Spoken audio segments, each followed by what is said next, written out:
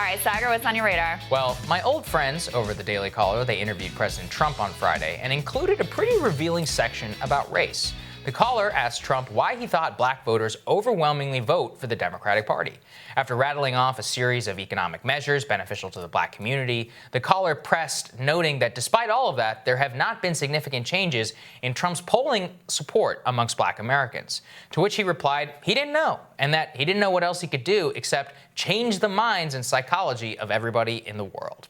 Now, that part is very frustrating to me, because Trump absolutely once knew how to do so during the 2016 campaign, so much so that he won more of the black and Hispanic vote than Mitt Romney did, despite people in the media who tried to gaslight everybody on racism. But since then, he appears to have internalized the thinking of the worst elements around him. Trump won the White House by accurately describing the plight of average Americans suffering from the numerous policy choices over the last 40 years to preference big business and profits over America's actual citizens. He correctly noted that the worst afflicted by the failures of neoliberalism over the last 40 years has been black America. However, after winning the White House and allowing his administration to largely be taken over by economic libertarians, the White House has spent nearly 3 years sending a message to working-class Americans of all stripes that everything is now great, pointing to tax cuts and overall GDP and the stock market. But this message appears fundamentally hollow and impotent in the wake of protests spawned by the murder of George Floyd and a major national discussion on race in America. Now, Republican messaging is largely divided into 3 camps. One is the dubious promise that black Americans are really better off with them because top-line economic numbers are strong. One is to basically just be woke light, which concedes a woke framework, but tries to add some caveats. And the latter is to have a posture purely against wokeism, where all oxygen and political capital is spent trying to defend a culture war that conservatives have found themselves on the losing end of for nearly 40 years. I kind of liken it to a bunker mentality. And I understand the impulse of the latter. It makes me sick watching professional managerial class white liberals being duped by radicals into believing that so-called allyship entails literally washing the feet of black Americans, apologizing for looting and for violence, and cheering on the destruction of statues like that of Ulysses S. Grant, who probably did more than any other American president except Abraham Lincoln to defeat the evils of slavery and strive for a reconstructed, more equal America. But I have a better way for the right, and it entails booting these economic libertarians from the party forever, keeping the anti-woke framework, and creating a positive program that all Americans can actually buy into. Friend of the show, Zed Jelani, he put this especially well. Recently on Twitter, he was remarking, quote, "The GOP has no alternative to wokeism because since Ronald Reagan, at least superficially, it's been organized around economic libertarianism, which does nothing to address inequality. So they can't really argue against racial tribalism to address it because they don't have an alternative." He added, "The GOP could have argued forcefully that disadvantaged and underprivileged in America come from every tribe and that inequality can't be addressed by racial and ethnic sectarian claims or demands, but instead they just shrugged at the entire problem to begin with." That is perfectly said. The full embrace of this free market fundamentalism has left behind average working class Americans of all colors and creeds, and worse, has created no alternative framework for those like myself who are outraged by racial inequality in America, but also fundamentally reject the overreach of race extremists that are driving our current political discourse. The free market fundamentalist message leads people sympathetic to the plight of black America down a deeply destructive framework both for the black community and our national cohesion. The left has completed the final marriage of capital and woke politics, and together they reinforce each other, tearing down statues and institutions which don't threaten the financial power that is the true menace of anyone who is just trying to make it in this country.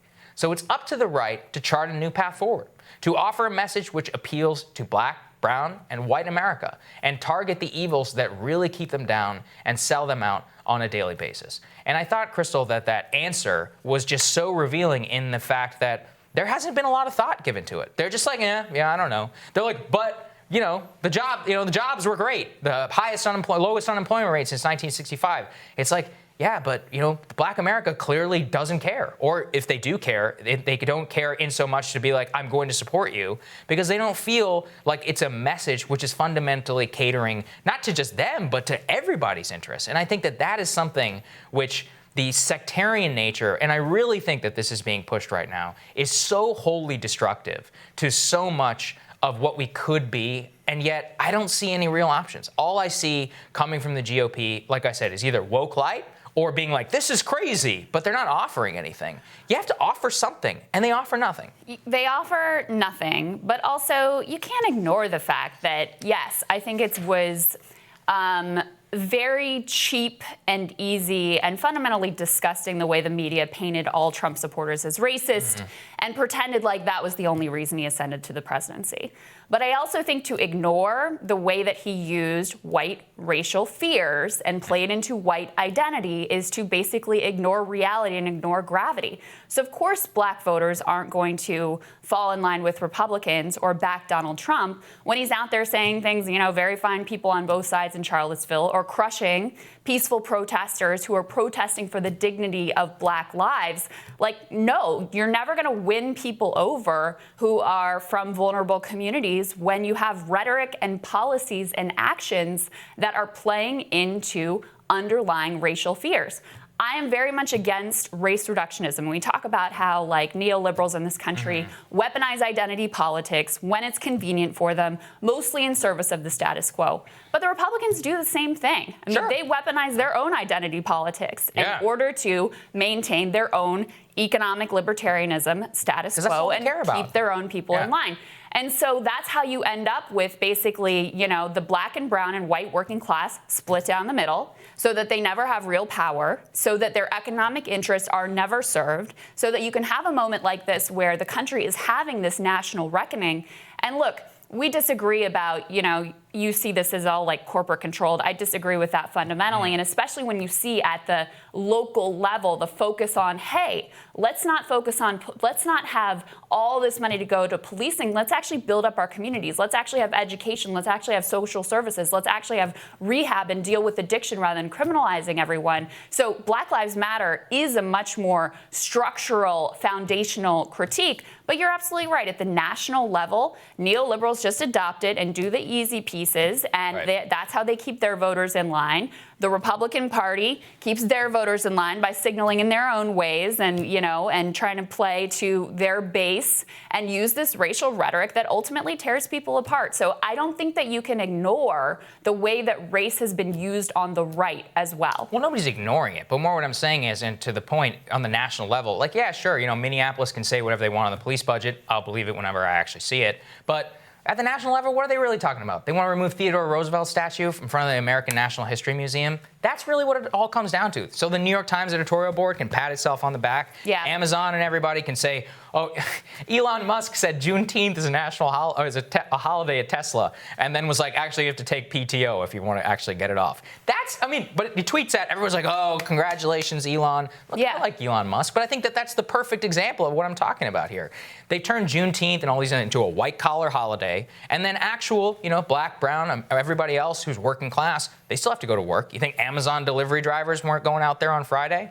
That's something that really bothers me about this, which is that, and again, I want to offer a positive framework, which is that right now, 50% of Black Americans are unemployed. That is an outrage, and that is because they are disproportionately represented in the lowest income bracket of America. That's disgusting. That is a failure of neoliberalism. That is a policy choice. That is something that feeds into everything. Addiction, drugs. If that is the one thing, if we could solve, and I believe truly that the chief ill of the working class of America is about concentrated financial power in the hands of elites who use political power in order to maintain their status quo and keep down the rest of them. That has cross-race implications, cross-class implications, everything. And if we can solve that, then we would be a much more unified country. Right. And when I look at, right now, basically, you have to choose between the 1619 Project, or you have to choose between no, I'm standing in front of these statues. It's like, well, you know what? Look, the statue debate, fine. I think it's a worthy one. But more what it is about again, we are not talking debate, about what really oppresses Right. Black Americans. It can't stop at the statues. No. Right? We can't just be like, okay, we got the statues down, all good to go. No, I mean, look, this is very simple, right?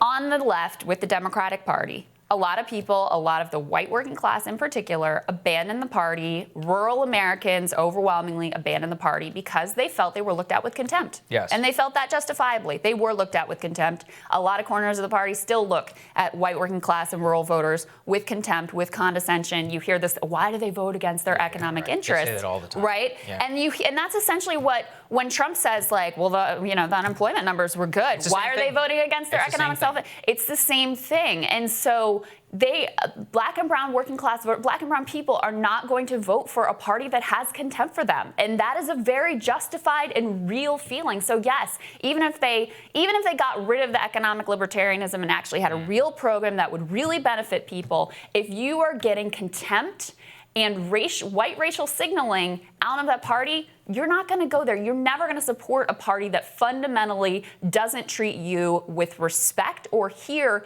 your concerns with respect and value you in that way. So I think, look, we are, call on everybody on both sides. I think the Democratic Party has treated a large swath of the white working class with contempt, and I think the Republican Party, led by Donald Trump, does the same thing in reverse. They have not stepped up, and you know what? They're going to pay for it, I think. I really do. All right, I'm looking forward to your radar next, Crystal.